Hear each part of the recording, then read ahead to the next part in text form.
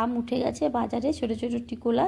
এই আম দিয়ে সকলেই এখন চাটনি বানাচ্ছে, নানানভাবে সকলে চাটনি বানায়, কিন্তু আমি কিভাবে চাটনি বানাই সেটাই আজকে আমি বানিয়ে দেখাচ্ছি। এইভাবে চাটনি বানালে পরে একদম অনুষ্ঠান বাড়ির মতো স্বাদ হবে।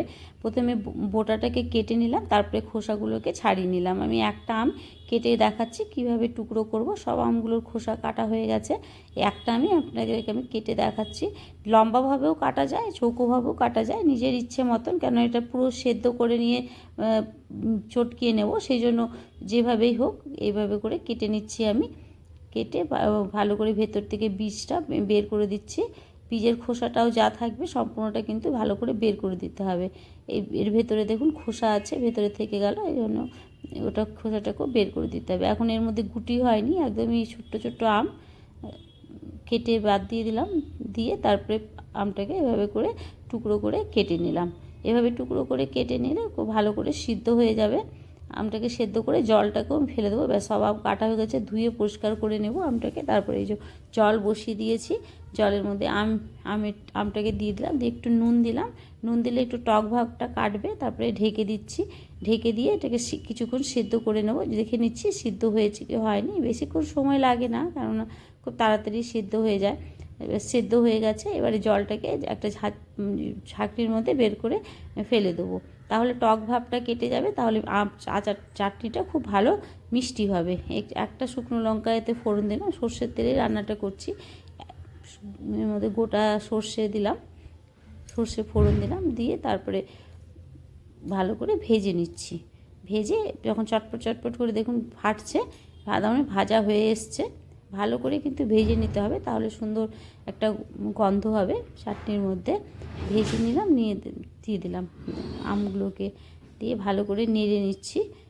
নেড়ে ওই খুন্তি দিয়ে চেপে চেপে পুরো আমটাকে আমি একদমই পেস্ট করে দেবো। একদম গলে গেছে, কোনো অসুবিধে হচ্ছে না। এভাবে করে পেস্ট করে দেবো। খুব কম আছে তাই খুন্তি দিয়েই পেস্ট হয়ে যাচ্ছে। যদি অনেক আম থাকে তাহলে পরে কোনো বাটি বা গ্লাসের সাহায্যে পেছনটা দিয়ে করে দিলে ব্যাস একদম প্লেনভাবে চটকে যাবে এটা। তারপর হয়ে গেছে চটকানো। এবারে আমি এতে চিনি দিচ্ছি।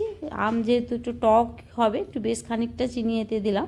বেশ আর চাটনিটা একদম খুব চটচটে হবে, সেই জন্য চিনি দিলাম। চিনিটা অবশ্য নিজের স্বাদের মধ্যে, যারা যদি একটু টক খেতে ভালোবাসে তাহলে পরে চিনিটা কম দিলেই হবে, কিন্তু আমরা একটু চটচটে চাটনি বানাই তাই একটু চিনিটা বেশি দিয়েছি। একটু হলুদ গুঁড়ো দিলাম, একটু নুন দিলাম, দিয়ে বাস নেড়ে দিচ্ছি ভালো করে। একটু জাল দিতে হবে, চিনিটা যাতে ভালো করে এতে জাল হয়ে যায়, ওই জন্য কিছুক্ষণ ধরে একটু সিম আঁচ করে এটাকে ভালো করে ফোটাবো। তারপরেই কাজু কিশমিশ একটু দেবো এতে। আপনাদের যদি আমার চ্যানেলটি পছন্দ হয়, আমার ভিডিওটি ভালো লাগে, তাহলে আমার চ্যানেলটিকে অবশ্যই সাবস্ক্রাইব করুন, বেল আইকনটি প্রেস করে দেবেন।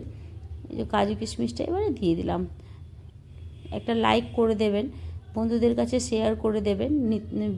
বেল আইকনটি প্রেস করে দিলে তাহলে আমি যা ভিডিও আপলোড করব আপনাদের কাছে চলে যাবে। যদি ফেসবুক পেজ থেকে দেখেন তাহলে ফেসবুক পেজটি অবশ্যই ফলো করে নেবেন। দেখুন চাটনি প্রায় রেডি, দেখিয়ে দিচ্ছি হাতা দিয়ে তুলে। ব্যাস, এই এখন একটু ফোটাচ্ছি, দেখুন কি সুন্দর হয়ে গেছে। একদম এর স্বাদ একদম অনুষ্ঠান বাড়ির মতন হবে, খুব সহজভাবে